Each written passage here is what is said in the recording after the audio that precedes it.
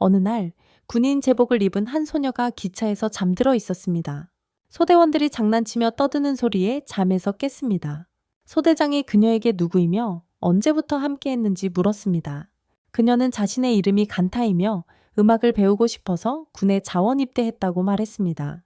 하지만 음악이라는 말을 듣고 비웃을까봐 말을 취소했습니다. 하지만 전쟁이 막 끝난 상황에서 좋은 선택을 했다며 그녀를 격려하는 그들에게 놀랐습니다. 그들의 지지에 기뻐하며 감사를 표했습니다. 몇 시간 후 기차는 세자라는 도시에 도착했습니다. 그녀의 우두머리는 그녀만 데리고 어떤 곳으로 차를 몰았다. 그의 운전은 너무 난폭하고 거칠어서 그녀는 자신이 살아있다는 사실조차 믿기 어려웠다. 목적지에 도착하자 우두머리는 그날 밤 세자에서 축제가 열릴 것이며 그녀는 앞에 있는 시간 측정의 성이라 불리는 성에 배정될 것이라고 말했다. 그는 그녀에게 올바른 길을 찾아 도시에서 길을 잃지 말라고 말했다. 그는 그녀에게 도장을 찍을 종이를 건네주며 1001 부대에 배정되었고 행운을 빌며 떠났다. 그녀는 멀리서 성을 바라보며 놀라움과 기대감에 찼다. 그녀는 마침내 항상 꿈꿔왔던 음악을 배우게 될 것이기 때문이었다. 기쁨에 넘쳐 그녀는 도시를 누비며 성으로 가는 길을 찾았다. 그녀는 사람들과 활기찬 분위기, 그리고 모양과 색깔에 따라 다른 음표를 연주하는 유리조차 매혹적이라고 생각했다. 그녀는 특히 물고기 종해약 탓에 조각상의 시선을 빼앗겨 자세히 보려고 다가갔지만 가게 주인이 유리문을 두드리며 아무것도 사지 않을 거면 나가라고 했습니다. 그녀는 사과하고 자리를 떠났습니다. 리오라는 이름의 가게 주인은 함께 일하는 할머니에게 인파 속에 길을 잃은 사람이 있다고 말했습니다. 할머니는 소녀가 도시를 좀 더 둘러본 후 데려가는 게 어떻겠냐고 제안했습니다. 칸타는 계속해서 도시를 탐험하다가 어린 소년이 갑자기 주스를 던지고 웃으며 달아났습니다. 그녀는 놀랐지만 이어서 사람들이 와서 또 주스를 던졌습니다. 이번에는 자신을 괴롭히고 놀리는 것 같아 짜증이 났습니다. 하지만 일어서서 모두가 즐겁게 서로에게 주스를 던지며 즐거워하는 것을 보니 리더가 말했던 축제라는 것을 깨달았습니다. 그녀는 축제에 참여하여 소년에게 장난스럽게 주스와 물을 뿌렸고 둘 다 완전히 흠뻑 젖을 때까지 그랬습니다. 오랫동안 아무것도 축하하지 못했기에 그녀는 행복했습니다. 축제 후 리오는 군중 속에서 그녀를 찾았습니다. 마침내 엉망이 된 칸타를 발견했을 때 그녀는 칸타에게 난장판을 만든 것을 야단쳤지만 칸타가 재채기를 하고 몸이 좋지 않다는 것을 알아차리자 소리를 지르는 것을 멈추고 칸타를 돌봐주겠다며 함께 가자고 말했습니다. 리오는 그녀를 성으로 데려가 옷을 가져와 빨래를 할 수 있도록 할머니에게 건네주었습니다. 칸타는 리오에게 축제에 대해 물었고 리오는 그 축제가 불괴물에게 자신을 희생하여 도시를 구한 10대 소녀들의 오래된 전설을 기리는 것이라고 설명했습니다. 하지만 이야기하는 동안 그녀는 깊은 감정에 휩싸였습니다. 그녀는 비켜섰고 할머니는 작은 종이 달린 목걸이를 들고 그녀에게 다가왔습니다. 펠리사 선장이 리오의 어린 시절 아버지가 준 선물이라고 그녀에게 알려주었다고 리오에게 말했습니다. 종소리가 울리고 칸타는 귀를 기울여 종소리가 내는 음악의 종류를 구분했습니다. 그녀는 성의 발코니로 나가 전혀 새로운 다른 세상에 와 있는 듯한 경치와 분위기, 느낌에 매료되었습니다. 리오는 목걸이를 가지고 다가와 칸타에게 어떻게 그렇게 능숙하게 음표를 구분하는지 물었습니다. 칸타는 목걸이를 받아들며 아주 간단하다고 말했습니다. 하지만 그녀가 말하는 순간 새 한 마리가 갑자기 날아와 그녀의 손에서 목걸이를 낚아챘습니다. 칸타는 막으려 했지만 발을 헛디뎌 발코니에서 떨어질 뻔했습니다. 리오가 간신히 붙잡았지만 칸타는 너무 사소한 것 때문에 목숨을 걸 뻔했다며 화를 냈습니다. 칸타는 종소리에 대해 사과하려 했지만 리오는 별일 아니라고 달래주었다. 잠시 후 칸타는 다시 군복을 입고 도시로 향했다. 리오는 칸타에게 일에 집중하고 다시 길을 잃지 말라고 했고 자신도 할 일이 있어 함께 갈 수 없다고 말했다. 하지만 칸타는 여전히 리오의 잃어버린 종 때문에 속상했다. 갑자기 종소리가 들려왔고 칸타는 이미 늦어진 임무를 완수할지 아니면 종을 찾을지 고민했다. 한편 리오는 도시 한가운데서 축제의식을 진행하며 시민들에게 물을 뿌리고 축제 이야기를 떠올렸다. 옛날 아주 먼 옛날 도시에는 날개 달린 괴물이 살았고 공포와 혼란을 퍼뜨렸다. 매일 불의 비가 내렸고 괴물은 10대 소녀들을 납치해 지하 미궁에 가두었다.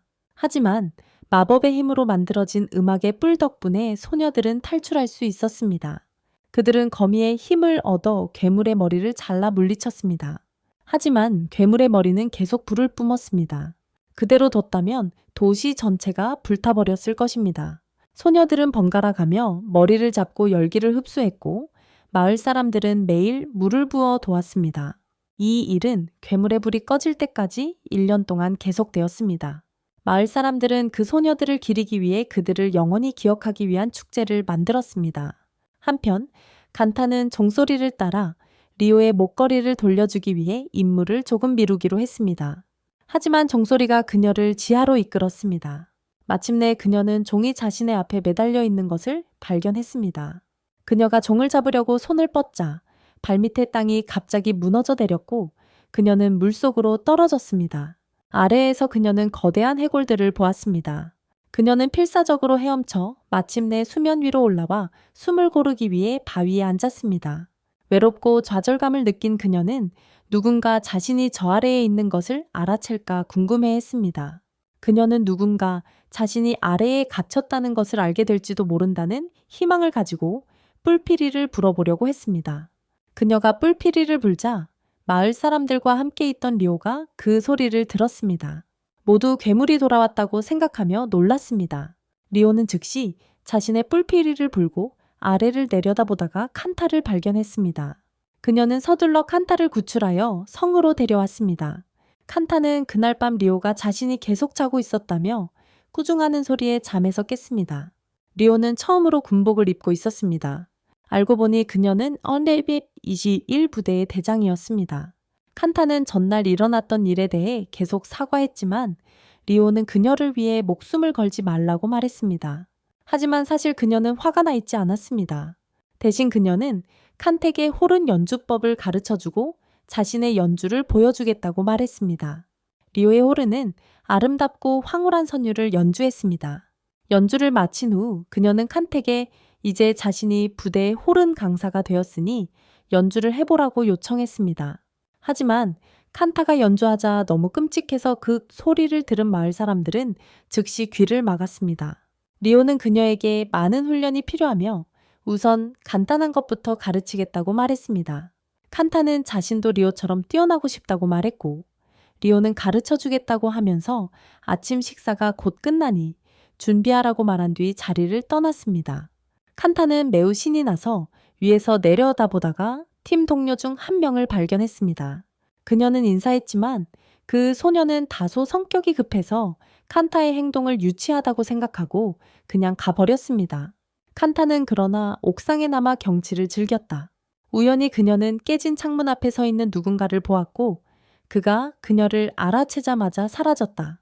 그녀는 그의 존재에 매우 혼란스러웠지만 자신이 새내기이고 그가 누구인지 무엇을 하고 있는지 몰랐기 때문에 별 신경 쓰지 않고 나머지 대원들과 함께 아침 식사를 하러 갔다. 음식을 보자. 그녀는 잔치처럼 음식이 너무 많아서 기뻐했다. 리오는 어제 그녀의 존 레의 틈에 도착을 축하하려고 했지만 그녀가 계속 길을 잃어서 그럴 수 없었다고 말했다. 그래서 오늘 아침 식사로 그녀를 축하하기로 했다. 나머지 대원들이 모였고 성미 급한 여자아이가 다른 여자아이, 뇌를 안고 먼저 들어왔는데 뇌는 너무 졸려서 거의 걸을 수 없었다. 그 여자아이는 뇌에게 먼저 먹고 나서 계속 자라고 말했다. 뇌는 최대한 깨어 있으려고 노력하고 있다고 대답했습니다. 그 여자아이는 비꼬는 트로넬에게 그건 너무나 명백한데 조금 더 노력해야 한다고 말했습니다. 그러고 나서 모두 자리에 앉아 전차 부대장인 펠리시아 대장부터 자기소개를 시작했습니다. 그 다음은 넬이었지만 졸고 있어서 2마디 이상 말하지 못했기에 리오가 대신 소개하며 간택의 뇌리 조종사이자 정비사라고 말했습니다. 그 다음은 막내이자 성격이 급한 쿠레아가 부대의 포수라고 자기소개를 했습니다. 그녀는 매우 진지하게 말하며 간테에게 나이가 어리다고 해서 자신을 존중할 필요가 없다는 것은 아니며 자신은 오래전부터 여기에 있었다고 말했습니다. 하지만 그녀가 말을 마치기도 전에 너웰의 머리가 테이블에 쿵 하고 부딪히며 모두를 놀라게 했습니다. 리오는 그녀에게 지쳐 소파로 옮겨 계속 잠을 잘 수 있게 해주었습니다. 나머지는 아침 식사를 계속했고 리오는 칸택에 다른 사람들보다 가장 약하니 많이 먹으라고 말했습니다. 군대 생활이나 호른 연주 모두 힘이 필요했습니다. 식사를 마친 후에는 쿠레아와 함께 성과 그들의 임무를 둘러보러 가기로 되어 있었습니다. 정말로 아침 식사 후 그녀는 쿠레아와 함께 갔고 쿠레아는 그녀에게 가장 먼저 알아야 할 것은 그들의 분대가 이제 5명뿐이라는 것이며 그것은 팀으로서의 최소 인원이라고 말했습니다. 두 번째는 기지에 특정 수의 무기가 있으며 그들의 주요하고 가장 중요한 임무는 세제의 국경을 보호하는 것이라는 것이었습니다. 칸타는 쿠레아에게 질문을 해도 되는지 허락을 구했고 허락을 받은 후 세제의 국경 너머에 무엇이 있는지 물었습니다. 쿠레아는 그 너머에는 금단의 도시가 있지만 그곳 또한 그들이 보호해야 할 지역에 포함된다고 설명했습니다. 그녀는 계속해서 칸타에게 야간 경계 근무 중에는 누구도 자지 말라고 경고했습니다. 도시에서 수도와 연락할 수 있는 유일한 매우 중요한 전화기가 하나 있었습니다. 그 말은 전화가 울리면 매우 긴급하고 심각한 일이라는 뜻이었고 전화를 받은 사람은 즉시 경보 사이렌을 작동시켜 모든 사람이 알도록 해야 했습니다. 그녀는 화장실을 보여주며 각자 청소 당번이 있고 성에서 가장 중요한 일이며 아무도 다른 사람의 차례를 대신할 수 없다고 설명했습니다. 하지만 갑자기 대장이 화장실 청소를 하다 나타났습니다. 쿠레아는 화를 내며 뇌의 일인데 무엇을 하는 거냐고 물었습니다. 대장은 뇌리 몸이 좋지 않아 자신이 대신했다고 설명했습니다. 쿠레아는 더욱 짜증을 내며 신병에게 나쁜 본보기를 보이는 것이고 적어도 잠시 동안은 대장다운 모습을 보여야 한다고 말했습니다. 한편 뇌는 성 안을 배회하고 있었습니다. 갑자기 이상한 그림자가 들이운 창문을 응시하던 그녀의 눈이 충격으로 커졌습니다. 쿠레아는 간타와 함께 계속 투어를 이어가며 특히 특별한 전차들을 보여주었습니다. 전국에 단 10대밖에 없었습니다. 하지만 간타는 전차의 다리가 부러진 것을 알아챘습니다. 쿠레아는 슬픈 목소리로 예비 부품이 부족해서 어려움을 겪고 있지만 뇌리 분명 해결책을 찾을 거라고 말했습니다. 하지만 그녀는 뇌리 반드시 방법을 찾을 것이라고 확신했습니다. 쿠레아는 전차를 바라보며 기운 없는 목소리로 마치 사람과 이야기하듯 다시 작동되기를 바랐습니다. 한편 뇌는 리오와 펠리시아가 있는 방에 들어가 무언가를 보았다고 말했습니다. 모두 모였는데 그녀가 유령을 봤다는 걸 알자마자 다들 무서워했습니다. 특히 쿠레아는 너무 무서워서 믿으려 하지 않았습니다. 유령은 없다고 말했습니다. 그리고 넬이 정말 유령이 있다라고 생각한다면 직접 조사해서 무엇을 보았는지 정확하게 보고하라고 했습니다. 넬은 거절했고 쿠레아는 그 이유를 물었습니다. 넬은 유령이 무서워서라고 말했습니다. 그러자 간타가 아침에 리오와 함께 호른을 연주한 후 자신도 유령을 봤다고 말하며 상황을 더욱 무섭게 만들었습니다. 쿠레아는 둘에게 화를 내며 유령은 없다고 소리쳤습니다. 리오는 그녀에게 진정하라고 말하며 자신이 그녀의 말을 믿고 유령은 없다고 확신한다고 안심시켰다. 쿠레아는 진정했지만 바로 그 후 리오는 그녀에게 간타와 함께 성을 수색하는 임무를 맡겼다. 수상한 사람을 발견하면 뿔피리를 불어 다른 사람들이 즉시 올 수 있도록 하라는 지시였다. 쿠레아는 무서웠지만 간타 앞에서 약해 보이지 않기 위해 책임감 있는 척했다. 그들은 매우 오래되고 낡은 성의 한 부분을 조사하러 갔다. 간타는 땅에서 알 수 없는 언어로 쓰인 아주 오래된 책을 발견하고 읽어보고 싶어서 가방에 넣고 계속 걸었다. 갑자기 쿠레아는 비명을 지르며 간타에게 달려가 무언가 움직이는 것을 느꼈다고 말했지만 그것은 단지 쥐였을 뿐이었다. 바로 그 후 쥐들이 그들을 공격하자 간타도 비명을 질렀다. 그들은 달리고 달려 성의 다른 곳에 도착했는데 그곳은 역시 낡았지만 옛 교실처럼 보였다. 바닥에 흩어진 찢어진 종이들을 보고 예전에 아이들이 그곳에서 음악 공부를 했다는 것을 알았다. 칸타는 모험을 즐겼지만 쿠레아는 속상해했다. 그녀는 칸테게에 그들이 너무 약한 부대라고 말했다. 탱크마저 고장났고 군대는 그들을 버렸으며 인정받지도 못하고 무기나 장비도 지원받지 못했다. 그들은 쓸모없었다. 하지만 그럼에도 불구하고 그녀는 이곳을 좋아했다. 그들이 이야기하는 동안 어두운 방의 번개가 갑자기 치면서 새 한 마리가 실수로 날아들어왔다. 무엇인지 보이지 않아서 너무 무서웠습니다. 주변에서 무언가 움직이는 것을 감지했을 뿐이라 무서워서 달아났습니다. 하지만 쿠레아는 재빨리 무기를 잡았고 날아다니는 새를 발견하자마자 쏘아 떨어뜨려 료와 선장에게 가져갔습니다. 리오는 그 새를 알아보고 이 부엉이가 바로 전날 자신의 목걸이를 훔쳐간 부엉이라고 말했습니다. 리오는 부엉이가 싫어서 먹고 싶어 했지만 선장은 그 부엉이가 꽤 귀엽다며 회복할 때까지 잠시 키우자고 했습니다. 그러자 부엉이는 귀여운 표정을 짓기 시작했고 모두는 웃으며 부엉이를 좋아하게 되었습니다. 다음날 아침 모두가 잠든 사이에 간다는 성 옥상에서 나팔을 불어 자신의 음악으로 모두를 깨웠습니다. 간다는 자신의 연주가 훌륭하다고 생각했지만 모두는 그 소음에 몹시 짜증이 났습니다. 마을 사람들은 그 뿔소리가 죽은 자까지 깨울 것만 같았습니다. 그렇게 소란을 피운 후 그녀는 부대를 위해 아침을 준비했습니다. 고향의 매우 유명한 요리를 만들면서요. 그들이 좋아하지 않을까봐 긴장했지만 모두 모여 음식을 먹어보니 정말 좋아했고 맛있다고 칭찬했습니다. 올빼미도 조금 먹었습니다. 식사를 마친 후 그들은 함께 설거지를 했습니다. 그때 펠리시아 대장은 군에서 보급품이 온다는 소식을 받았다고 말했습니다. 의약품, 무기, 탄약이 완전히 바닥났기 때문이었습니다. 그녀는 쿠레아와 함께 보급품을 가지러 갈 것이라고 했습니다. 리오는 동의했고 칸텍의 두 사람은 성에 남아 하루 종일 뿔 연습을 할 것이라고 말했습니다. 그 후 모두 성에서 각자의 일을 마무리했습니다. 칸타는 모두가 자신의 아침 식사를 얼마나 좋아했는지 보고 점심을 준비했습니다. 리오는 펠리시아의 사무실로 식사를 가져다 주었고 위에서 일하는 칸타를 보면서 함께 점심을 먹었습니다. 리오는 칸텍에 열정과 높은 에너지가 있다고 대장에게 말했습니다. 그들은 오랫동안 그런 것을 부대에서 본 적이 없었습니다. 펠리시아는 서랍에서 행운 쿠키를 꺼냈고 각자 하나씩 가져가서 그날의 행운을 확인했습니다. 그 후 그들은 아래층으로 내려갔고 쿠레아는 펠리시아와 함께 차 타고 물품을 가지러 갔습니다. 한편 칸타는 리오와 함께 호른 연습을 했습니다.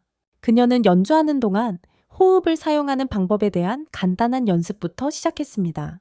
리오는 초보인 칸타가 첫 운동에서 어려움을 겪을 거라고 예상했고 그녀의 예상은 적중했습니다.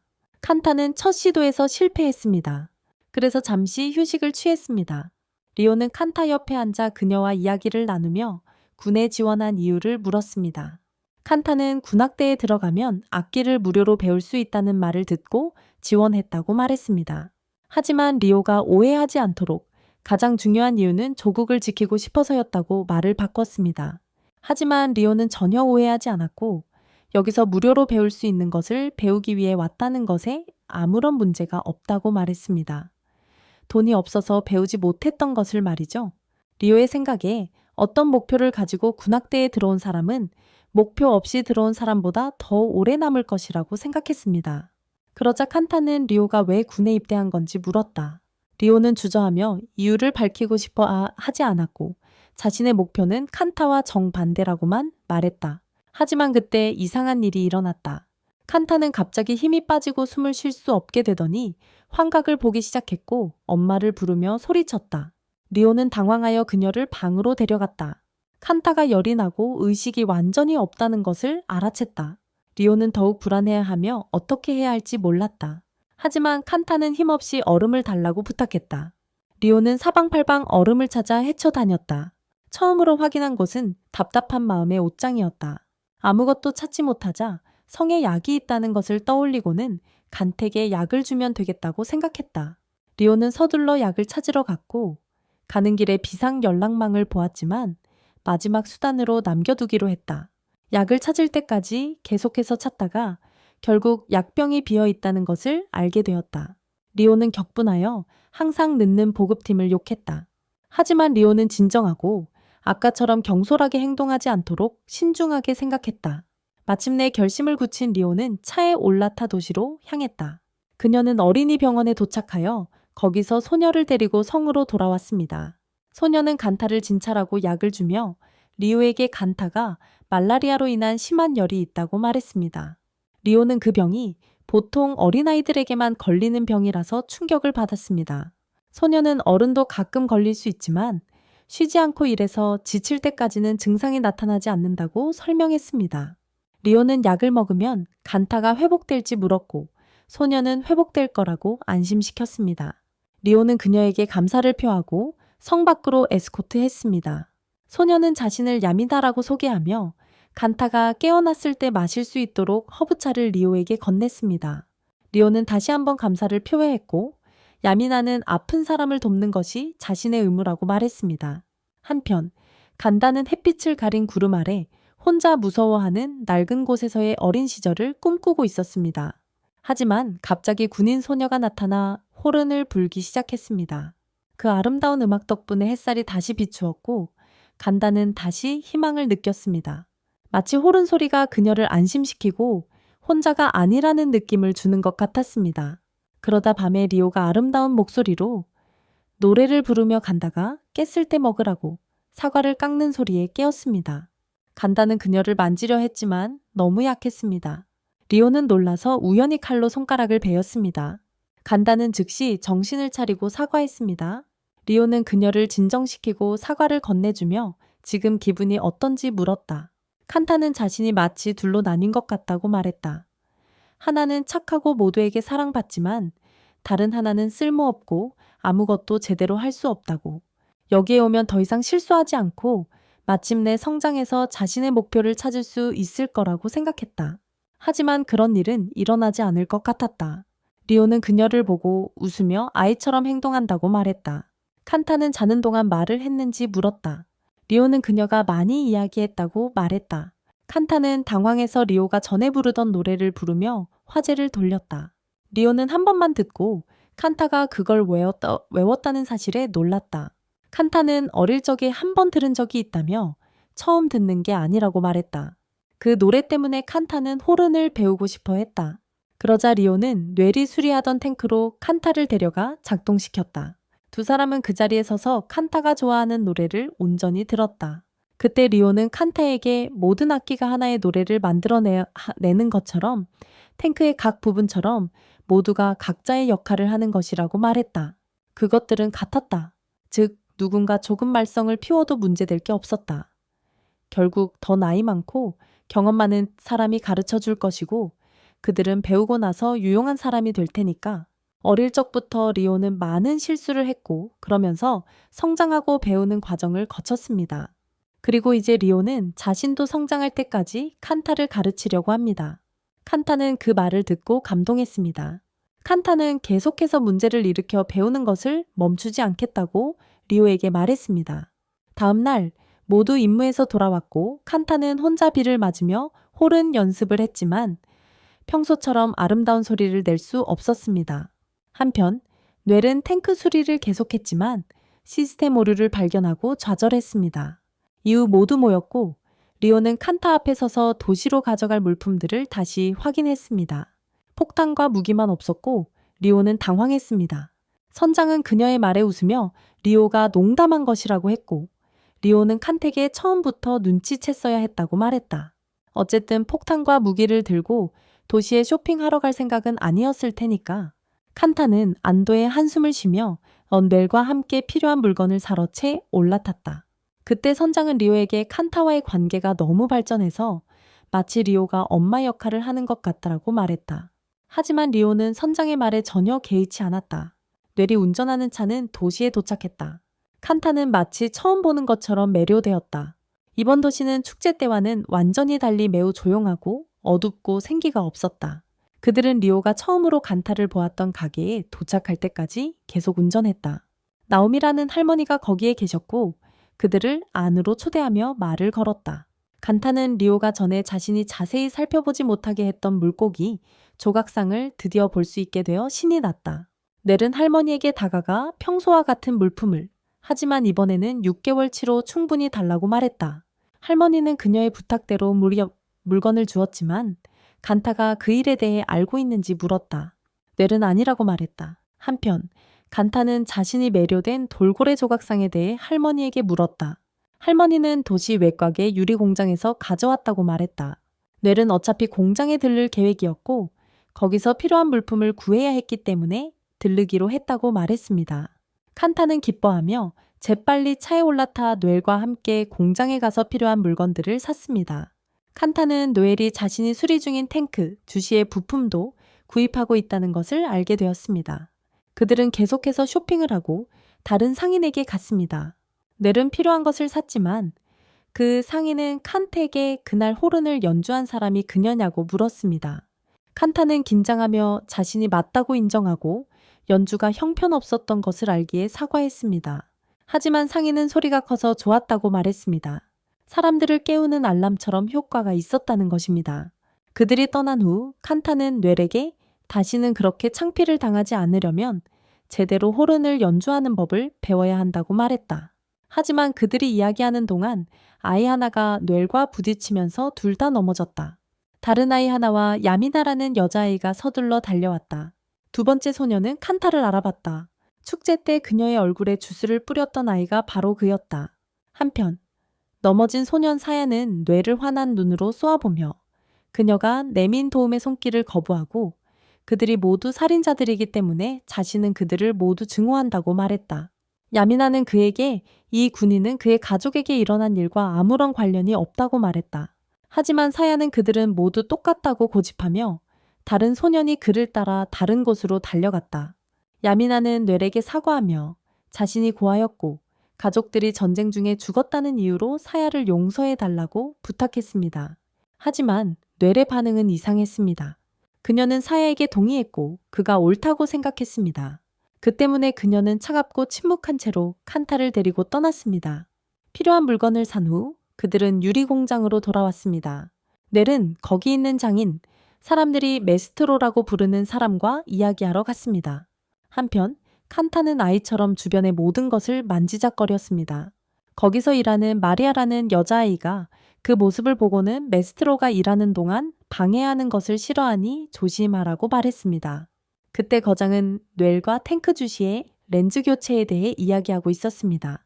똑같은 것을 만들어 달라고 부탁했지만 그들의 일이 쉽지 않아서 복잡한 요청이었습니다.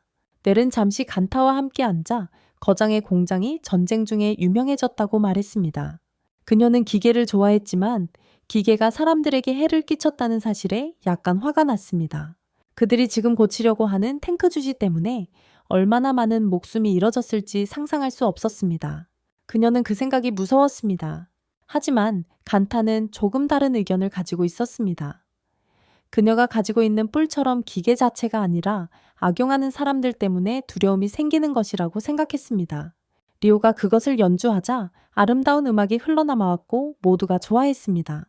하지만 그녀가 연주하자 모두가 싫어하는 끔찍한 소리가 났어요. 주시 탱크도 마찬가지였죠. 리오와 함께 있을 때 좋아하는 음악을 연주하는 걸 들었기에 좋은 탱크라고 믿었어요. 뇌의 말에 칸타는 깊이 공감하며 위로받았고 결국 칸타의 어깨에 기대어 잠들었어요.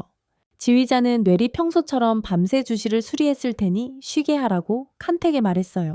그때 마리아가 다가와 칸타에게 담요를 건네주며 뇌를 덮어주라고 했어요. 칸타는 뇌를 덮어준 뒤 마리아와 함께 일했어요. 칸타는 마리아에게 주시의 렌즈를 만든 낡은 기술이 정말 그렇게 어렵고 발전된 기술이었는지 물었어요. 마리아는 그렇다고 말했지만 그녀는 메스트로의 철학을 믿었습니다. 그는 항상 옛 기술을 만든 사람들도 자신들과 같은 인간일 뿐 외계인이 아니라고, 그러니 그들처럼 만들 수 없는 이유가 없다고 말했습니다. 그녀는 그런 생각을 칸타도 믿는지 물었습니다.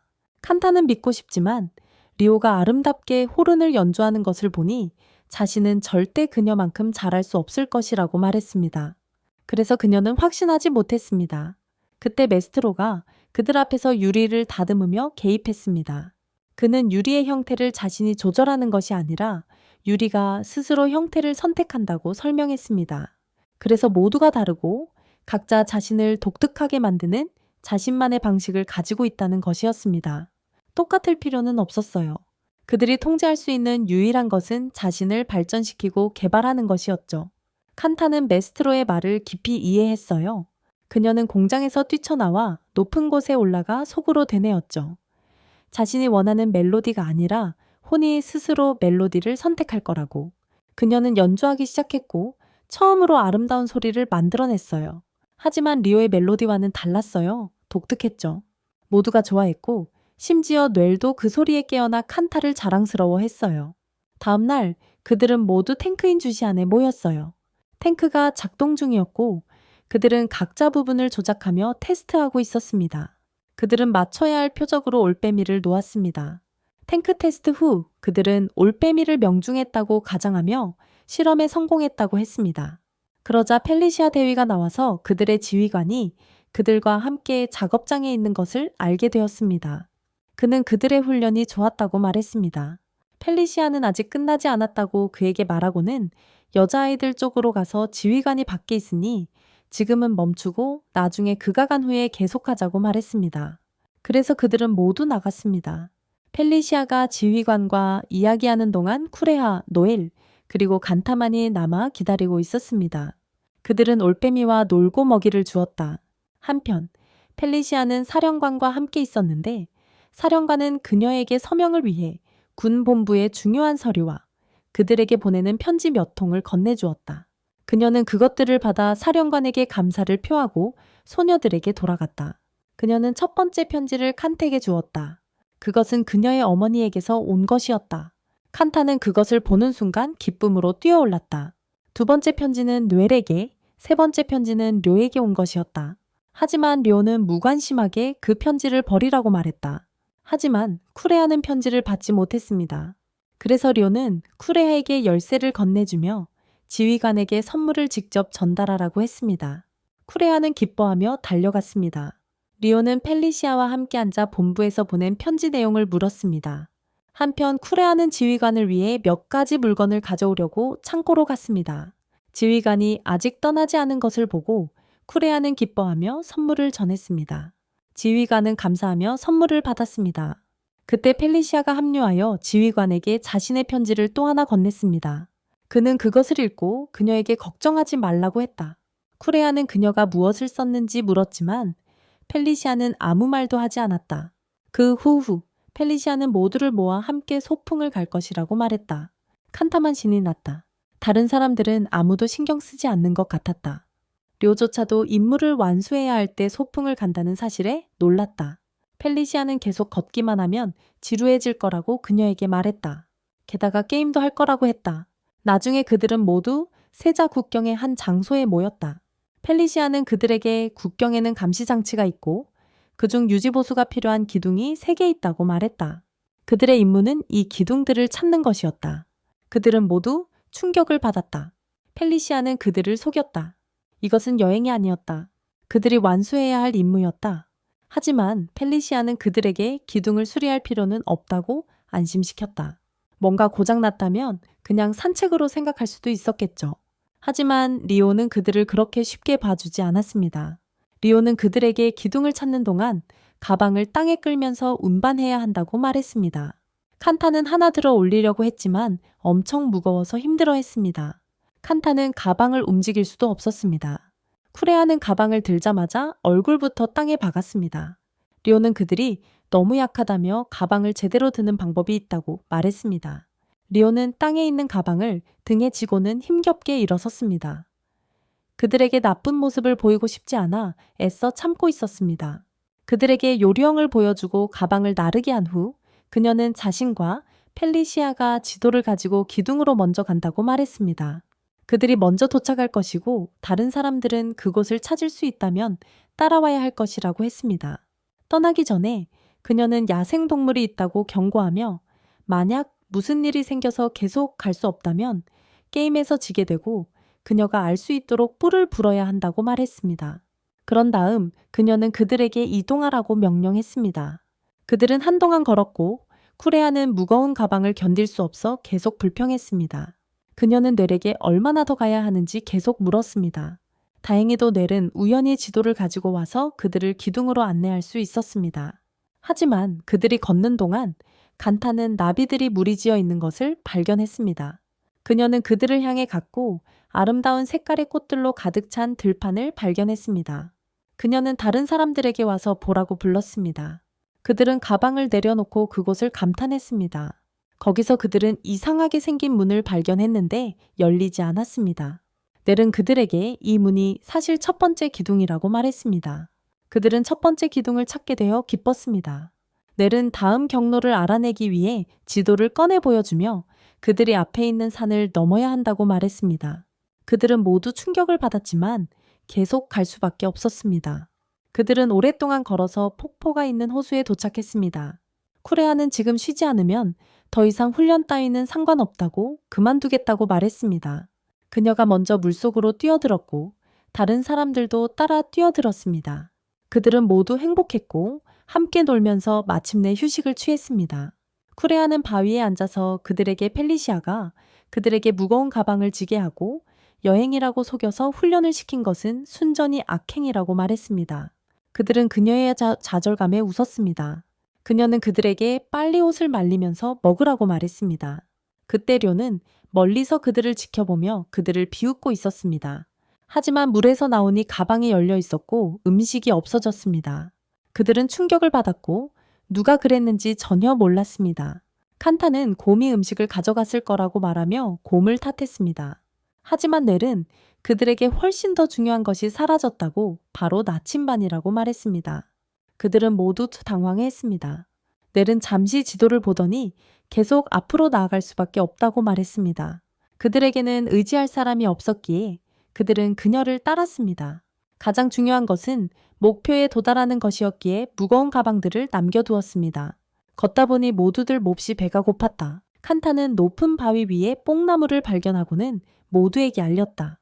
하지만 너무 위험하다고 생각했다. 쿠레아는 그들에게 지휘관이 3일 동안 아무것도 먹지 않고 버텼다는 이야기를 들었다며 오늘 하루 정도 안 먹는다고 죽는 게 아니니 누구도 희생할 필요 없다고 말했다. 그들은 계속 걸어 마침내 두 번째 기둥을 발견했다. 료는 여전히 뒤에서 그들을 지켜보고 있었다. 해가 지고 어둠이 짙어지면서 그들은 계속 앞으로 나아갔다. 쿠레아는 무서워하며 뇌엘에게 길을 물었다. 하지만 뇌엘은 확신이 없다며 확인해 봐야 한다고 말했습니다. 쿠레아는 화가 나서 그녀와 말다툼을 시작했습니다. 칸타가 그들을 진정시키려고 나섰고 갑자기 그녀는 세 번째 기둥을 발견했습니다. 그녀는 기뻐하며 마침내 도착했다며 싸움을 그만두라고 말했습니다. 그들은 모두 환호하며 그것을 향해 달려갔습니다. 뒤에서 지켜보던 료는 그들이 목표에 도달한 것을 보고 안도했습니다. 그러다 근처에 뽕나무가 있는 것을 보고 칸타가 그 열매를 먹고 싶어 했던 것을 떠올렸습니다. 그들이 세 번째 문에 도착하는 동안 그녀는 다가가 그들을 위해 열매를 따주었습니다. 넬은 그들에게 이곳이 세자의 경계이자 생명의 세계의 끝이라고 말했습니다. 세자 너머는 이제 생명체가 없는 텅 빈 사막일 뿐이었습니다. 그때 펠리시아가 와서 그들에게 역사를 보기 위해 여기로 와야 한다고 말했습니다. 그녀는 그들을 위한 놀라운 선물을 준비했습니다. 그들은 그녀를 따라 아름다운 작은 호수가 있는 곳을 발견했습니다. 펠리시아는 그들에게 원하는 만큼 수영을 할 수 있다고 이곳이 바로 그들의 진정한 여행이라고 말했습니다. 료도 도착해서 그들에게 열매를 가져다 주었습니다. 5명은 호수에서 수영하며 완전히 편안한 시간을 보냈습니다. 성에 돌아온 지 며칠 후 간타는 잠에서 깨어 첫 월급을 받으러 나갈 준비를 했습니다. 그녀는 월급을 모두 쓰고 일부는 가족에게 보낼 계획이었기에 들떠 있었습니다. 쿠레아는 그녀가 다른 소녀들과 이야기하는 것을 엿듣고는 첫 달에 진짜 월급을 받은 첫 번째 사람이라니 얼마나 행복할까 하고 말했습니다. 그래서 모두들 아르바이트를 해야 한다는 것이었습니다. 하지만 뇌리 더 말하기 전에 그녀를 침묵시켰습니다. 리오는 간타를 불러 따로 이야기하며 마음껏 즐기고 돈을 원하는 대로 도시에서 쓰라고 말했습니다.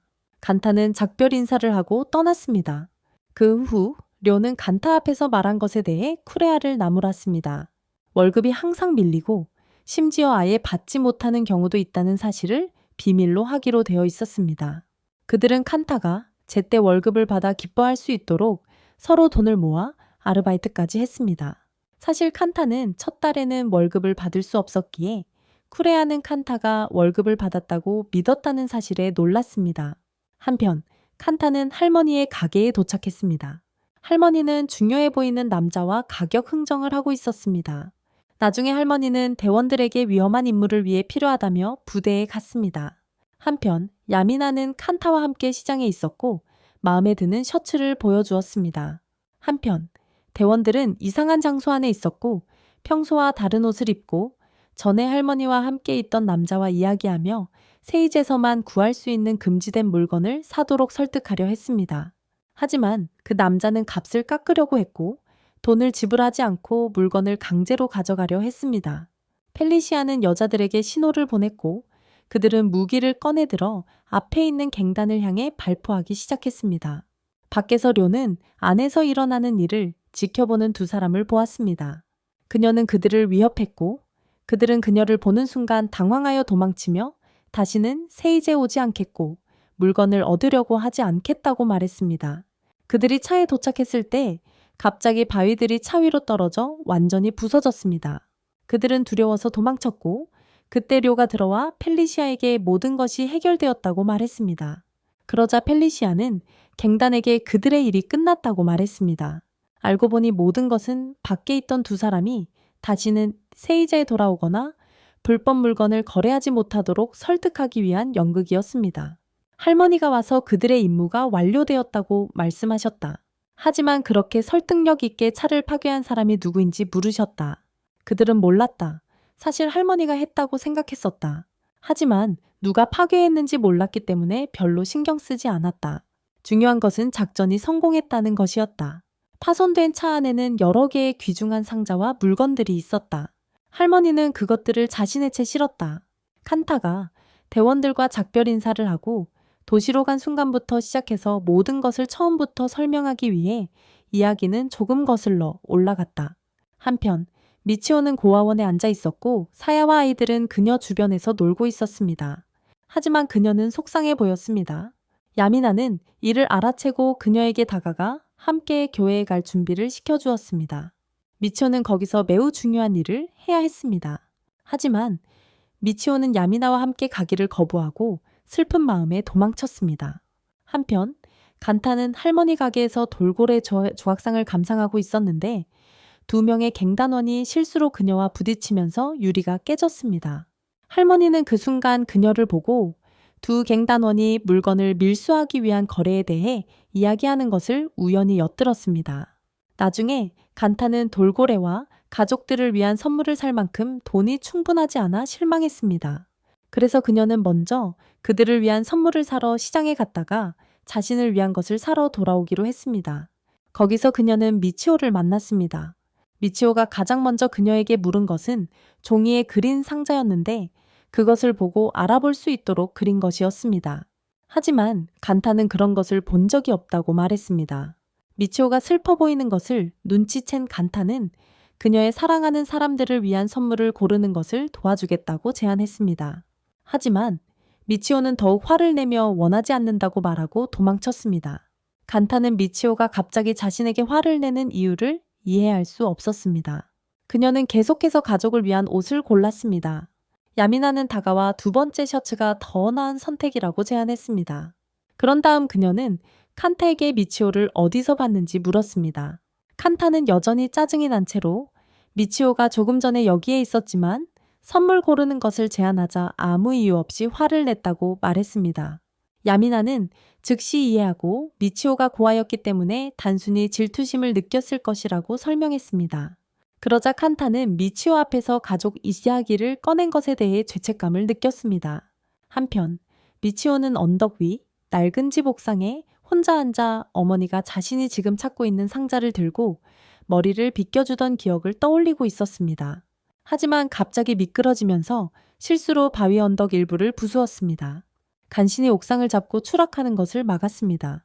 야미나에게 도와달라고 소리쳤지만 칸타가 그녀의 소리를 들었습니다. 칸타는 달려가서 기막히게 그녀를 구해 안아서 안심시켰습니다. 하지만 그때 그들은 떨어지는 바위가 아래 차를 우연히 깔아뭉갰다는 것을 알았습니다. 그들은 차 옆에 서 있는 할머니를 보고 그 차가 할머니의 차라고 생각했습니다. 칸타는 달려가 할머니에게 사과하며 피해 보상으로 남은 월급을 모두 드리겠다고 했습니다. 하지만 할머니는 기뻐하며 그들이 자신에게 은혜를 베푼 것이라고 말했습니다. 칸타는 무슨 일이 일어났는지 이해하려 하지 않았습니다. 중요한 것은 아무도 자신의 월급을 가져가지 않는다는 것이었습니다. 마침 미치오는 할머니 차 안에 자신이 찾던 바로 그 상자가 있음을 알아챘습니다. 그것은 갱단차에 있던 상자였습니다. 그녀는 기뻐서 그것을 받았습니다. 후에 야미나는 교회에서 기다리고 있었고 미치오가 그녀가 찾던 상자를 들고 간타와 함께 들어오자 기뻐했습니다. 그녀는 야민에게 그것을 건네주며 어머니가 돌아가시기 전에 그 상자를 열거나 미치오의 머리를 빗는 것은 그녀를 진정으로 걱정하는 사람만 해야 한다고 말씀하셨다고 전했습니다. 그래서 야민에게 주는 것이라고 말했습니다. 야미나는 깊이 감동했습니다. 그녀는 상자를 열고 미치오의 어머니가 딸의 머리를 빗던 물건들을 발견했습니다. 그녀는 그것들을 가져다가 부드럽게 미치오의 머리를 빗어주었습니다. 간타는 일어난 일에 대해 엄청나게 행복했습니다. 그녀는 성으로 돌아왔다. 이 순간 자체가 자신이 영원히 기억할 선물이라는 느낌에 젖어서, 그리고 이야기는 펠리시아가 어렸을 적 세상을 파괴한 마지막 전쟁에 참전했던 때로 거슬러 올라간다. 그녀는 안나라는 지휘관의 지휘 아래 전혀 다른 분대와 함께 탱크 안에 있었다. 안나는 그녀에게 탱크에서 나와 적의 위치를 보고하라고 명령했다. 펠리시아는 명령에 복종하여 뛰쳐나갔다. 하지만 그녀가 보고하기도 전에 포탄이 떨어져 탱크가 불길에 휩싸였다. 펠리시아는 일어설 수 없을 만큼 쓰러져 나머지 분대원들이 간신히 탈출하려고 애쓰는 모습을 지켜볼 수밖에 없었다. 하지만 갑자기 탱크가 폭발했고 그들은 모두 목숨을 잃었다. 그 순간부터 그녀는 깊은 트라우마를 겪었습니다.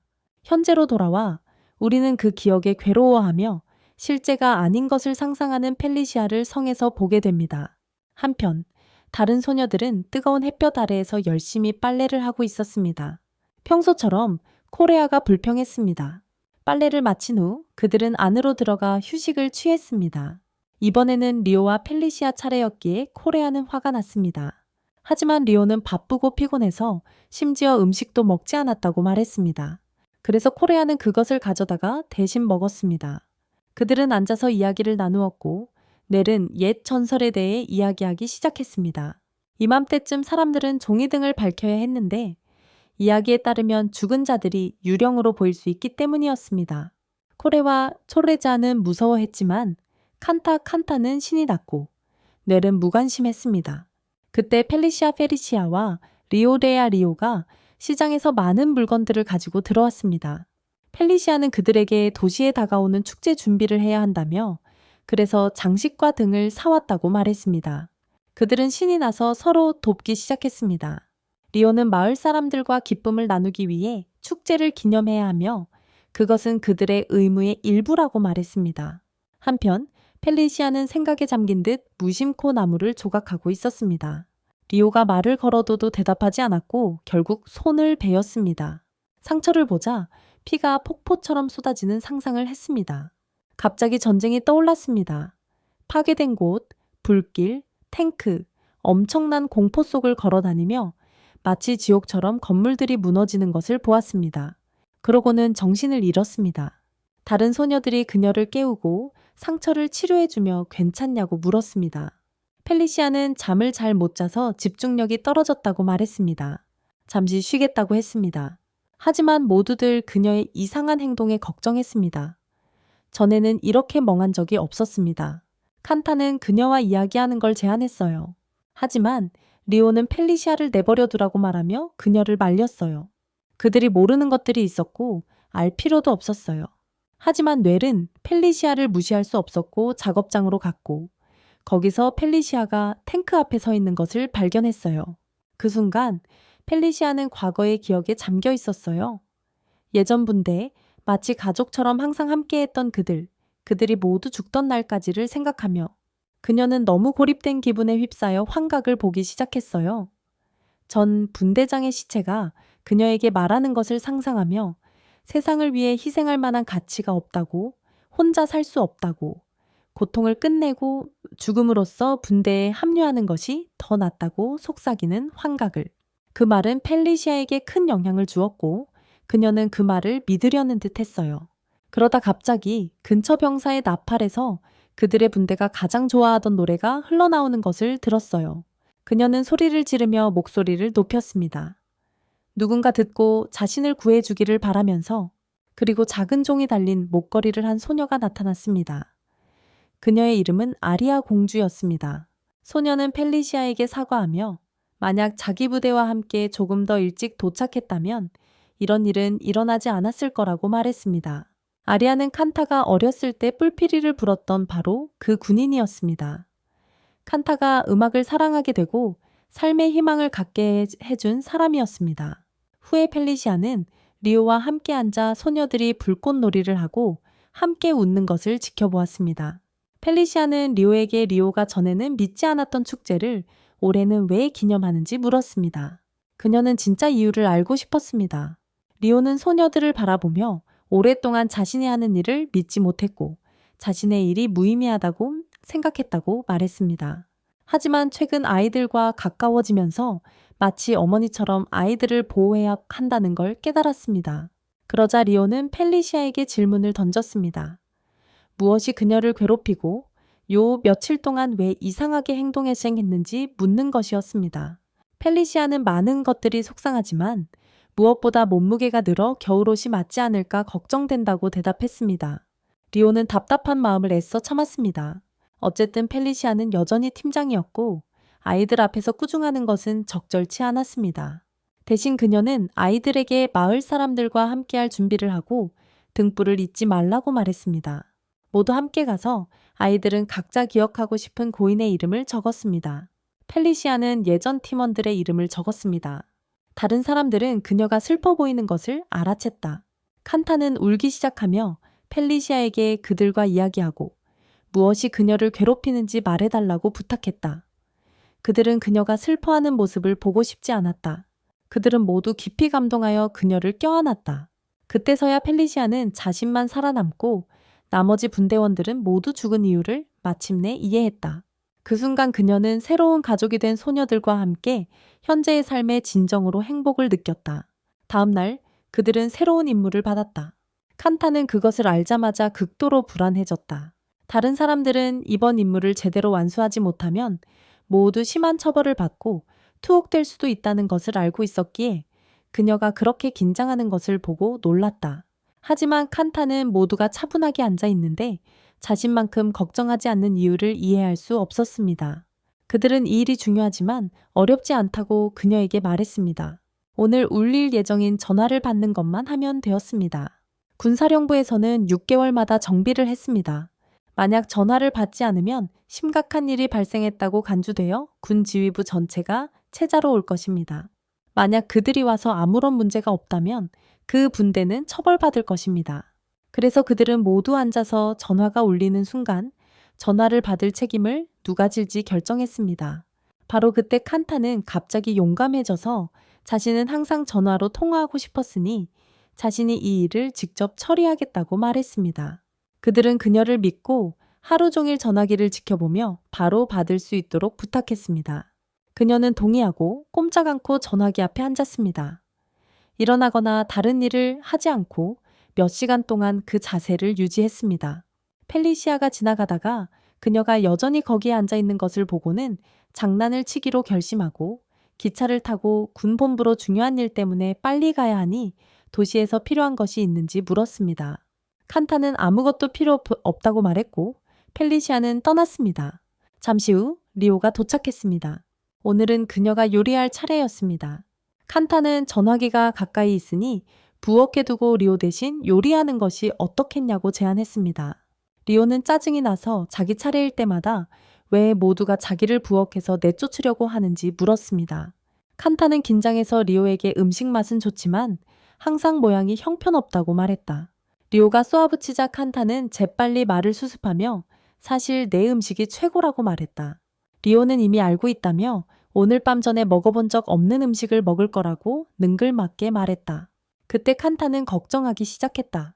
하지만 휴대전화 앞에 앉아 계속 지켜보다가 누군가 밖에서 문을 열라고 부르는 소리를 들었다.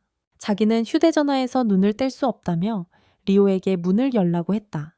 리오가 문을 열어보니 할머니가 선물로 주스를 가지고 서 있었다. 할머니는 그들과 함께 앉아 리오에게 최근 퍼지고 있는 소문을 불식시키기 위해 사람들이 리오를 신뢰하고 리오가 필요로 하니 다가오는 회의에 참석해야 한다고 말했다. 칸타가 그 소문에 대해 물었습니다.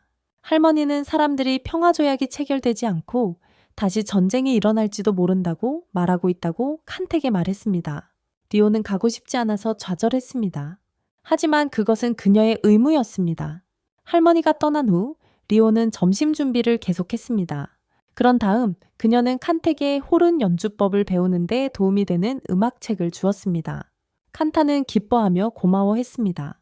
리오는 오늘 용감하게 전화를 받는 책임을 졌다고 칭찬하며 선물이라고 말했습니다.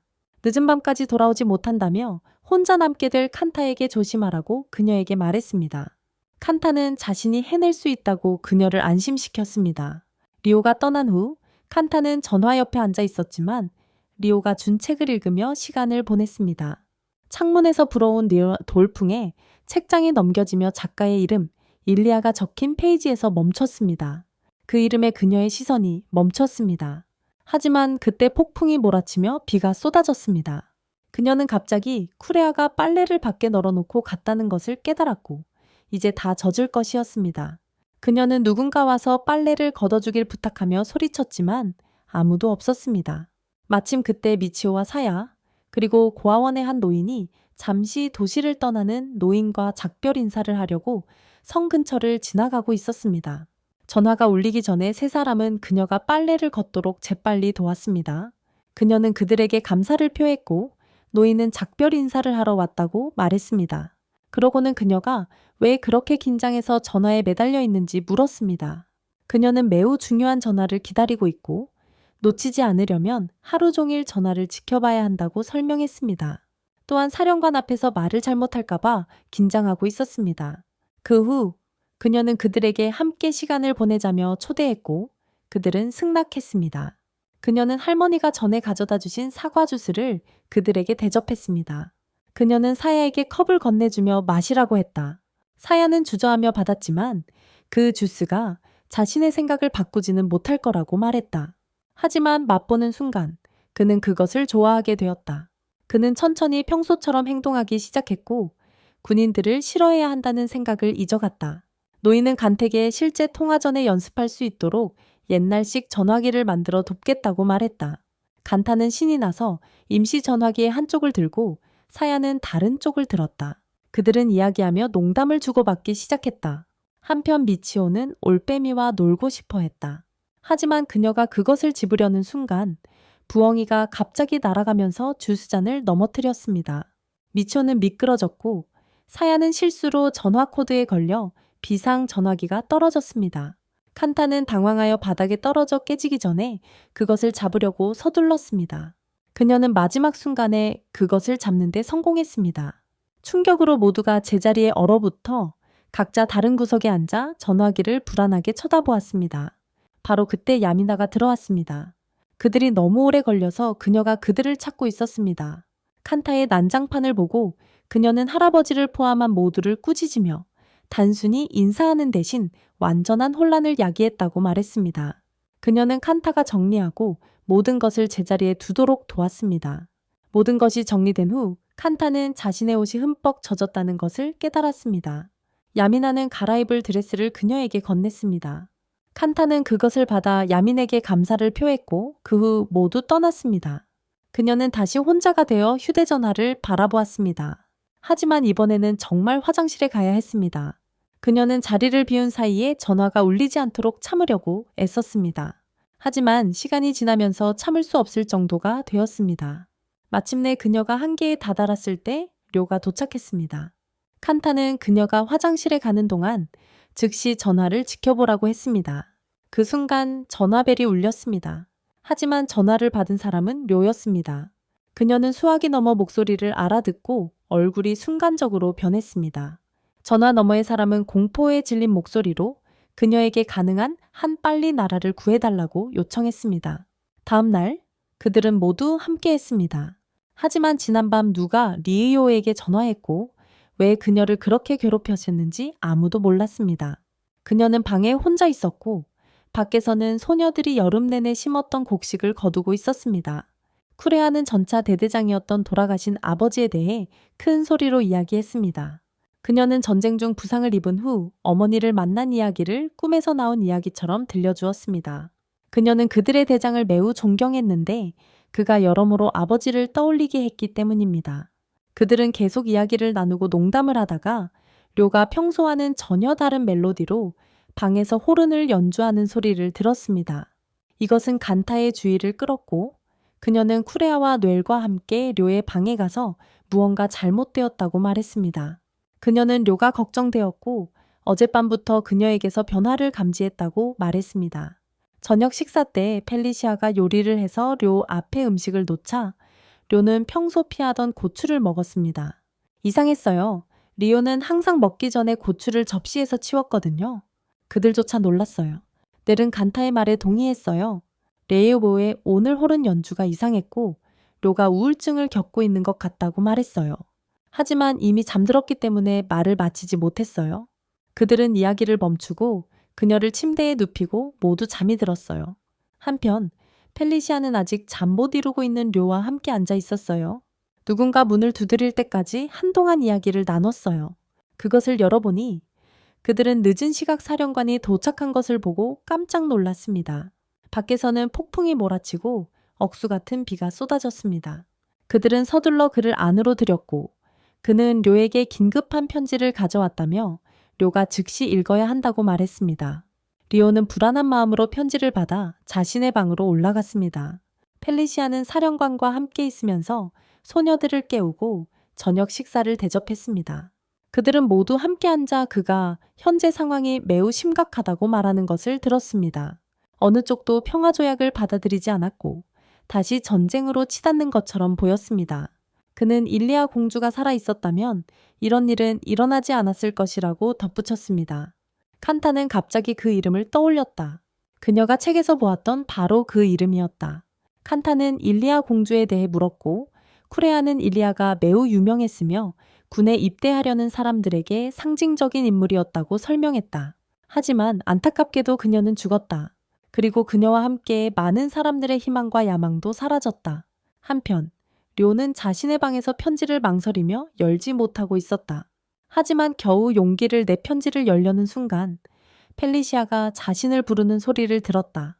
그녀는 편지를 내버려 둔 채 아래층으로 내려갔고 거기서 할머니와 야미나가 기다리고 있는 것을 발견했다.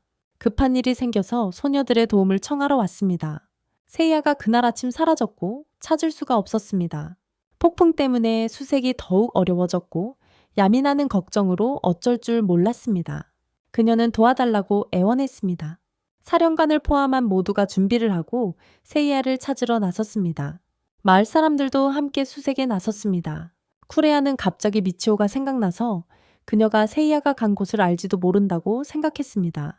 그녀에게 물어보니 세이야는 폭풍이 시작되자마자 들판으로 가서 들판을 지키고 싶어 했다는 것을 알게 되었습니다. 그녀는 지휘관과 여자아이들에게 알렸고 모두 세이야의 밭으로 달려갔습니다. 그들은 세이야를 찾았지만 그와 밭 사이에는 모두 건널 수 없는 강이 있었습니다. 쿠레아는 지휘관과 함께 세이야에게 다가갔고 나머지 대원들은 강 건너편에서 기다렸습니다. 하지만 세이야는 완고했습니다. 그는 야미나가 심은 밭을 지켜야 한다며 떠나기를 거부했습니다. 쿠레아는 그의 완고함에 점점 더 답답해했지만 마음을 가라앉히고 부드럽게 그에게 말하며 자신이나 다른 사람들에게 위험을 끼치지 않도록 함께 가도록 설득했습니다. 세이야는 마침내 동의했습니다. 그녀는 그의 허리에 밧줄을 묶고 펠리시아에게 신호를 보내 그를 건너편으로 끌어오게 했습니다. 그들은 무사히 그를 안전한 곳으로 데려다 주었고 이제 그들의 차례였다. 하지만 쿠레아는 건너려는 순간 발밑이 무너지면서 추락하기 시작했다. 그녀와 사령관은 건너갈 수 없어 후퇴해야 했다. 그들의 귀환로는 막혔고 반대편에 있는 소녀들은 불안해하며 어떻게 해야 할지 몰라 했다. 펠리시아가 아이디어를 떠올렸지만 마을 사람들의 도움이 필요했다. 그녀는 그들에게 지시 탱크를 강둑으로 가져오라고 요청했다. 마을 사람들은 주저하지 않고 함께 탱크를 옮겼다. 넬은 그것을 작동시켜 반대편으로 로프를 늘어뜨렸다. 지휘관이 먼저 로프를 잡았고 그 뒤를 쿠레아가 따랐습니다. 하지만 막 건너려는 순간 발밑이 무너지며 그녀는 떨어졌습니다. 모두 최악의 상황을 우려하며 당황했습니다. 억수같이 쏟아지는 비 때문에 시야가 가려져 무슨 일이 일어나는지 제대로 볼 수 없었습니다. 다른 방법이 없어 두 사람이 모두 로프를 잡고 있기를 바라며 로프를 당겼습니다. 마침내 두 사람을 끌어올리자 지휘관이 기막히게도 쿠레아를 붙잡아 안전하게 구출한 것을 알게 되었습니다. 두 사람 모두 다치지 않았습니다. 쿠레아는 지휘관에게 깊은 감사를 표하며 그를 자신의 롤 모델이자 가장 위대한 영웅 중 한 명으로 여긴다고 말했습니다. 그녀는 그에게 자신을 아버지 생각나게 한다고 말했습니다. 사령관은 그녀의 말에 감동했습니다. 폭풍이 지나자 그는 료와 펠리시아에게 쿠레아와 함께 보낸 시간이 자신의 인생에서 가장 행복한 순간 중 하나였다고 말했습니다. 진정한 용기를 느낀 것은 처음이었기 때문입니다. 그리고 그는 사람들이 자신을 영웅으로 보고 사막의 늑대라고 부르지만 사실 그는 겁쟁이였다고 고백했습니다. 그는 항상 두려워했습니다. 그리고 그들이 말하는 영웅담은 사실 그의 공이 아니었습니다. 료와 펠리시아는 이미 알고 있었지만 쿠레아에게 말하지 않기로 했습니다. 그녀가 사령관을 좋은 시각으로 계속 볼 수 있도록 그에 대한 그녀의 존경심이 사라지지 않도록 말입니다. 사령관은 그들에게 감사를 표하고 떠났습니다. 다음 날 그들은 평소처럼 아침 훈련을 계속했다. 이번에는 간타가 아침에 호른을 연주했는데 연주가 놀랍도록 아름다웠다. 그녀의 실력이 너무 향상되어 료와 쿠레아는 놀랐다. 겨우 6개월이었는데 그런 발전을 이루기에는 너무 짧은 시간이었다. 항상 귀마개를 하고 다니던 고짓 할머니조차 귀마개를 벗어 던졌다. 더 이상 필요 없었기 때문이다. 한편 간타는 여전히 일리아 공주에 대해 깊은 호기심을 가지고 있었다. 그녀는 공주에 대한 정보를 찾아 부대원들에게 모두 물어봤지만 펠리시아는 알고 있는 것을 숨기고 아무것도 모른다고 했다. 그래서 간타는 쿠레에게 물어보러 갔다. 쿠레아는 자신이 일리아 공주에 대해 아는 것은 다른 사람들과 마찬가지로 제한적이라고 말했습니다. 하지만 간타는 거의 아무것도 몰랐기에 쿠레아는 자신이 들은 이야기, 즉 일리아가 전쟁에서 죽지 않았다는 것을 설명했습니다. 대신 그녀가 한때 물에 빠진 아이를 구하려다가 죽었다는 이야기가 있었습니다. 그래서 그녀가 매우 친절했기에 모두가 그녀를 그렇게 애도했습니다. 만약 그녀가 살아있었다면 전쟁은 오래전에 끝났을 것이고 평화조약이 체결되었을 것입니다. 그녀는 로마 왕자와 결혼할 예정이었는데 그것은 두 나라 사이에 평화를 가져왔을 것입니다. 하지만 왕자는 이미 2명의 다른 여성과 결혼했기 때문에 그녀는 그의 3번째 부인이 되었을 것입니다. 그것은 그녀에게 큰 불공평이었을 것이고 그녀를 마치 죄수처럼 느끼게 만들었을 것입니다. 그래서 어떻게 보면 일어나기 전에 그녀가 죽은 게 더 나았어요. 그 순간 료는 방에 앉아서 우울한 기분으로 사진이 가득한 책을 보고 있었습니다. 그녀는 일리아 공주의 사진을 깊은 슬픔으로 바라보았습니다. 한편 간타는 그녀의 방에 가서 문을 두드렸지만 료는 문을 열지 않았습니다. 그래서 간타는 문 너머로 그녀에게 산속에 사는 할머니에 대해 이야기했습니다. 겨울이 오고 있는데 혼자 남겨두면 추위에 얼어 죽을 것이라고 어떤 사람들이 그 할머니를 도와달라고 부탁했다고 말이죠. 간타는 계속해서 쉴 새 없이 이야기했고 료는 더 이상 그녀의 수다를 참을 수 없어 결국 일어나 할머니를 보러 함께 가겠다고 말했습니다. 그래서 두 사람은 함께 갔습니다. 산에 도착했을 때 그들은 할머니가 집을 짓고 있는 것을 발견했습니다. 할머니는 건축을 완료하기 위해 무거운 나무와 돌을 나르고 있었습니다. 그들은 도와주러 갔고 할머니가 얼마나 지쳐 있는지 보고는 집 안으로 데려와 거기 있을 수 없다고 말했습니다. 겨울이 오면 음식과 뗄나무가 부족해서 살아남을 수 없을 것이라고 말했습니다. 하지만 할머니는 자신이 거기에 행복하고 아들이 돌아왔을 때 자신을 찾을 수 있도록 떠나지 않겠다고 말했습니다. 아들이 돌아왔을 때 영원히 함께 살겠다고 동의하도록 집을 깨끗하고 정돈된 상태로 유지해야 했습니다. 리오는 짜증이 나서 할머니가 거기에 남으면 동사할 것이고 아들은 돌아오지 않을 것이라고 말했습니다. 칸타는 그런 말을 해서는 안 된다고 말하며 그녀를 멈췄습니다. 하지만 할머니는 화내지 않았습니다. 대신 할머니는 그들이 모두 자신을 걱정하고 있다는 것을 알았습니다. 할머니는 무슨 일이 일어나든 행복하다며 그들을 안심시켰습니다. 리오는 할머니의 반응에 더욱 짜증이 나서 성으로 돌아갔습니다. 리오는 펠리시아가 일하는 동안 옆에 앉아 고집 센 할머니 이야기를 했습니다. 펠리시아는 웃으며 자신이 바로 그 할머니와 같다고 말했습니다. 그러자 료는 할머니에 대해 가장 화가 났던 점은 그녀가 자신의 어머니를 떠올리게 했다는 것이라고 고백했습니다. 그들은 펠리시아가 전쟁 이야기를 꺼낼 때까지 계속 이야기를 나누었습니다. 그녀는 료에게 동쪽 국경에서 로마군이 다시 공격 준비를 하고 있다는 소식을 들었다고 말했습니다. 다시 전쟁이 시작될 것이고 평화조약은 실패할 것이라는 뜻이었습니다. 한편 간타는 상인에게 가서 코짓을 위해 몇 가지 물건을 샀습니다. 상인은 그 물건들이 노파를 위한 것이라는 것을 알고는 몇 가지를 더 덤으로 넣어주었습니다. 다른 남자도 물건을 사고 있었습니다. 그 남자는 간타가 군복을 입고 있는 것을 보고 평화조약에 대해 아는 것이 있냐고 물었습니다. 간타는 현재로서는 아무런 정보도 없다고 그에게 말했습니다. 그 남자는 일리아 공주가 여기 있었다면 모든 것이 이미 해결되었을 것이라고 말했습니다. 그러자 상인은 이리아의 다른 어머니에게서 난 이복 여동생 마틴이라는 소녀에 대해 들었다고 말했습니다. 그 남자는 자신도 그녀에 대해 들었지만 가난한 여인에게서 태어났기 때문에 사람들이 그녀에 대해 많이 이야기하지 않는다고 대답했습니다. 그때 료가 도착하여 간타의 짐을 옮기는 것을 도왔습니다. 돌아가는 길에 그들은 이야기를 나누었습니다.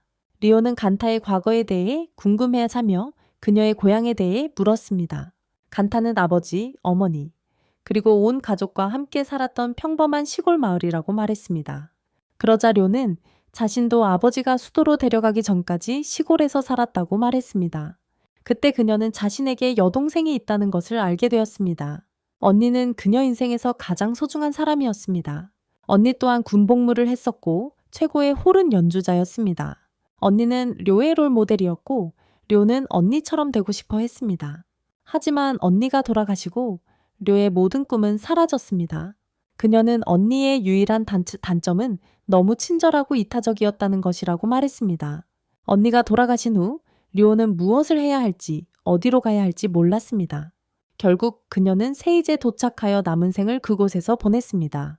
하지만 지금도 그녀는 자신의 목적이 무엇인지, 무엇을 해야 하는지 알지 못했습니다. 그때쯤 그들은 할머니 집에 도착해 있었다. 리오는 다시 할머니 옆에 앉아 할머니가 사랑해서 결혼했던 남자에 대한 이야기를 들었다. 하지만 그 남자에게는 다른 가족이 있었다. 그는 아들을 데려가고 1년에 한 번만 아들을 데리고 할머니를 찾아왔다. 그러다 어느 해부터는 아예 오지 않았다. 그도 아들도 다시는 돌아오지 않았다. 하지만 할머니는 절망하지 않았고 매년 그들이 돌아오기를 기다렸다. 리오는 자신과 할머니의 삶이 비슷하다고 말했다. 어릴 적 아버지가 자신을 어머니에게서 데려갔기 때문이었다. 그들은 할머니 코짓과 함께 밤새도록 이야기를 나누며 밤을 지샜습니다. 결국 그들은 모두 잠이 들었습니다. 다음날 아침 그들은 갑자기 할머니가 사라지고 문이 열려 있는 것을 발견했습니다. 그들은 그녀를 찾기 위해 밖으로 달려나가 눈 속의 발자국을 따라갔습니다.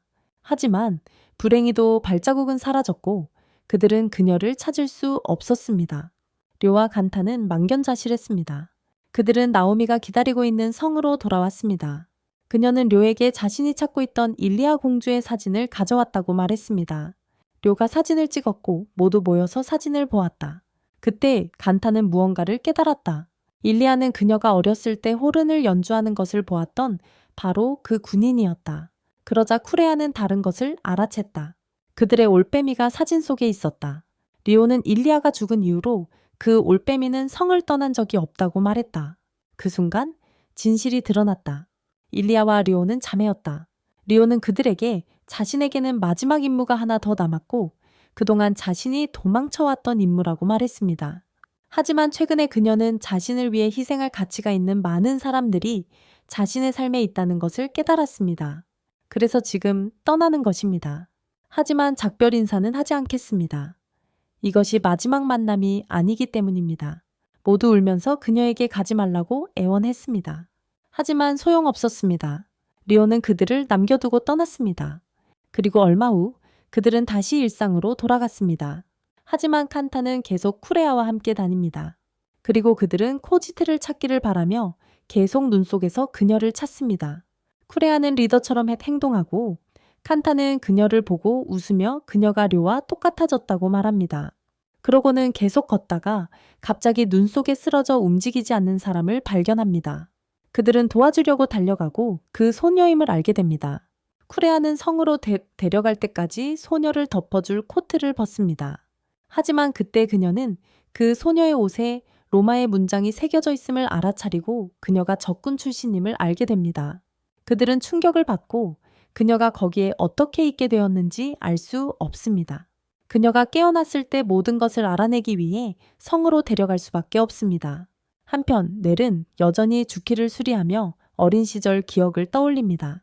새로운 무기를 발명했다는 이유로 모두가 그녀를 천재라고 불렀고 군대 대령은 그녀 덕분에 승리할 것이라고 말했습니다. 하지만 이 기억은 넬에게 행복한 기억이 아닙니다. 칸타와 쿠레아는 소녀를 성으로 데려와 응급 처치 키트를 가져오라고 넬을 부릅니다. 펠리시아는 로마 소녀가 성에 있다고 말합니다. 넬은 충격을 받고 또 다른 나쁜 기억을 떠올립니다. 스위스 마녀라고 불리는 누군가를 두려워하며 죽은 로마 병사들을 보는 기억입니다. 이 기억을 떠올린 넬은 울음을 터뜨리고 모두에게 떠나라고 말하며 자신이 직접 로마 소녀를 돌볼 것이라고 말합니다. 다른 소녀들은 그녀의 반응에 어리둥절해 한다. 펠리시아는 소녀의 가방을 가져다 뒤져 뿔과 무기를 찾는다. 칸타는 로마인들이 괴물처럼 무서운 존재라고 생각했는데 로마 소녀는 완전히 평범하게 생겨서 놀랐다고 말한다. 펠리시아는 로마인들도 스위스를 같은 눈으로 본다고 말한다. 쿠레아는 펠리시아에게 소녀가 깨어나면 어떻게 할 것이냐고 묻는다. 넘겨주고 신고할 것인가? 아니면 어떻게 할 것인가? 펠리시아는 잠시 생각하더니 아직 모르겠다고 말한다. 쿠레아는 생각할 필요 없다고 주장한다. 그녀를 넘겨야만 합니다. 그렇지 않으면 벌을 받을 거예요.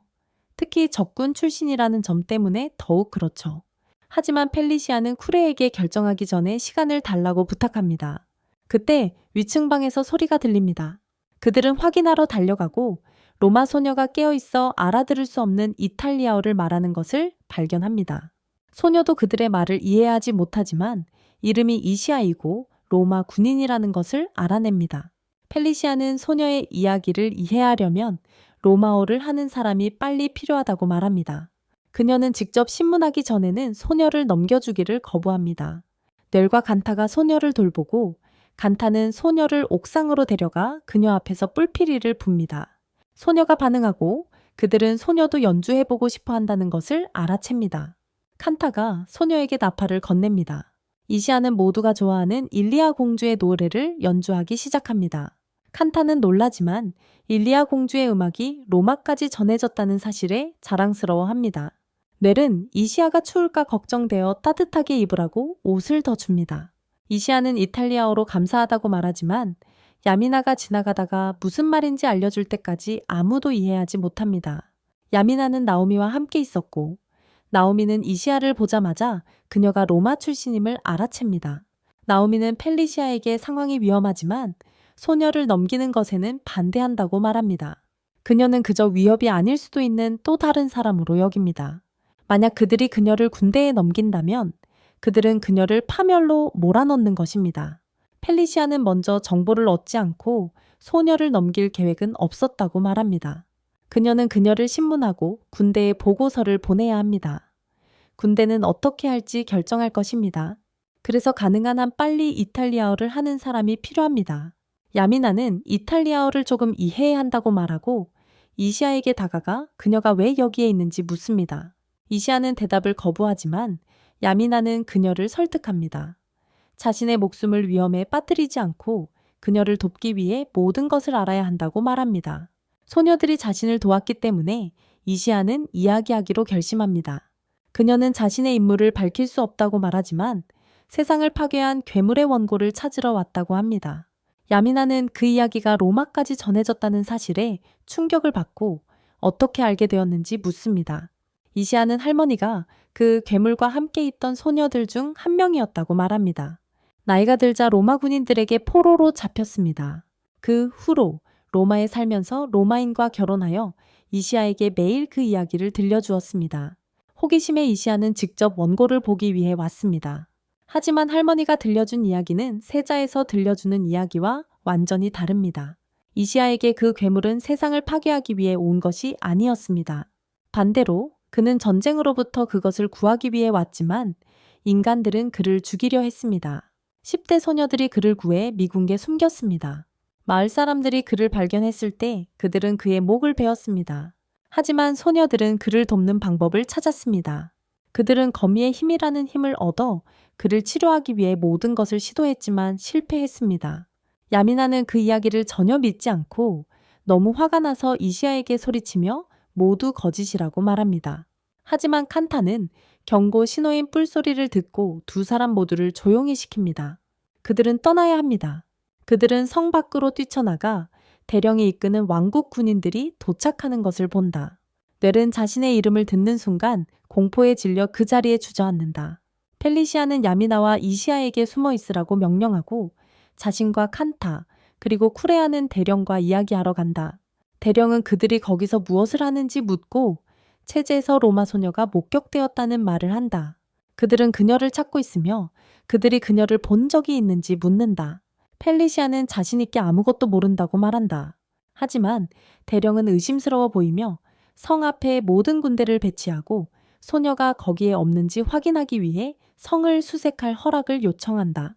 펠리시아는 침착함을 유지하며 이미 이시아를 숨겨두었기에 수색을 허락한다.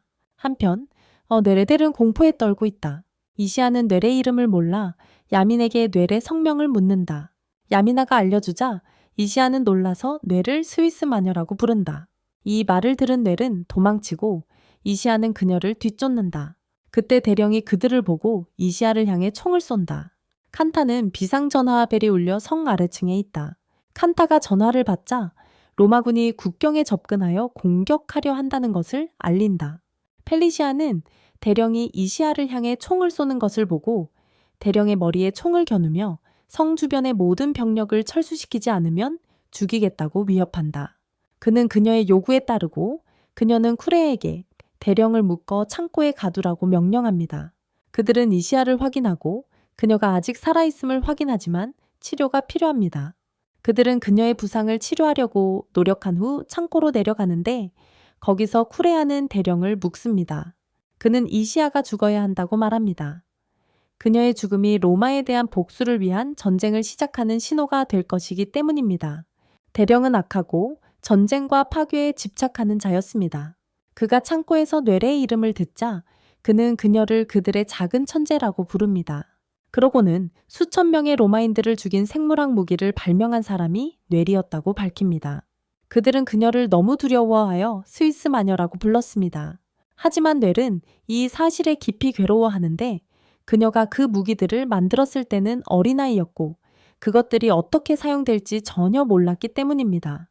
펠리시아는 넬이 대령의 말에 불편해하는 것을 알아채고 그를 침묵시키고 위협하기 위해 공중으로 총을 쏩니다. 그들은 모두 다음에 무엇을 할지 논의하기 위해 창고를 나서지만 대령은 영악했습니다. 그는 미리 준비해 날카로운 도구를 숨겨두었고 그것을 사용해 밧줄을 잘라 탈출합니다. 그의 병사들은 성 뒤에서 그를 기다리고 있었기에 그는 그들에게 달려갑니다. 나오미가 그에게 음식을 가져다 주러 내려갔을 때 그는 사라진 것을 발견합니다. 그녀는 서둘러 위층으로 올라가 펠리시아에게 대령이 탈출했다고 알립니다. 동시에 그들은 로마 군대가 내일 공격해와서 그들의 땅을 점령할 것이며 체사 국경에 도착할 것이라는 메시지를 받습니다. 그들은 책임감을 느끼고 어떤 수단을 써서라도 전쟁을 멈추고 싶어 합니다. 그들은 국경으로 가서 병사들에게 휴전 신호를 보내기로 합의합니다. 군인들이 그들의 말을 듣고 싸우기를 거부할 것이라는 희망을 가지고서 그들은 뇌리 절망에서 벗어나도록 격려하고 이시아조차도 자신이 군인이기 때문에 많은 사람들을 죽였다고 말합니다. 하지만 지금 가장 중요한 것은 그녀에게 수천 명의 목숨을 구할 힘이 있으며 그녀는 이 기회를 놓쳐서는 안 된다는 것입니다. 이시아의 말에 감동받은 뇌는 팀에 합류합니다. 그들은 모두 주키에 탑승하여 작동시킵니다. 한편 대령은 나오미가 시민들을 모아 그를 떠나게 하면 다시 전쟁이 시작될 것이라고 설득했기 때문에 성 주변에 갇힙니다. 그들 모두가 전쟁에 반대하기 때문에 대령이 도시를 떠나는 것을 막으려고 합니다. 팀은 성을 떠나 대령을 포위한 채 국경으로 향해 돌진합니다. 자신들의 군대와 로마 군대를 목격하자 그들은 중앙에 서서 콘텍의 뿔피리를 건넵니다. 그녀는 탱크에서 내려와 일리아의 노래를 휴전 선언으로 연주하기 시작합니다. 그 소리를 듣자 양쪽 군대 모두 멈춰서고 병사들 스스로도 싸우고 싶어 하지 않습니다. 하지만 지휘관들은 적군과 조우할 때까지 계속 싸우도록 강요합니다. 병사들은 지휘관의 명령에 복종하여 전진합니다. 그 순간 소녀들은 마지막 시도가 실패했기에 절망에 빠집니다. 하지만 마지막 순간 리오가 로마 왕자와 함께 웨딩드레스를 입고 탱크 위에 나타납니다. 이랴가 해야 했던 것처럼 자신이 왕자와 결혼했고 평화조약이 이미 체결되었다는 사실을 발표합니다. 단 한 발의 총알이라도 발사하는 병사나 지휘관은 재판에 회부되어 사형에 처해질 수도 있습니다. 그녀는 그들에게 무모하게 행동하여 다시 전쟁을 시작하지 말라고 경고합니다. 그녀의 연설이 끝나자 모두가 기뻐하며 무기를 땅에 내던집니다. 팀은 리오를 엄청나게 자랑스러워하고 리오 자신 또한 사랑하는 사람들을 구했기에 행복합니다.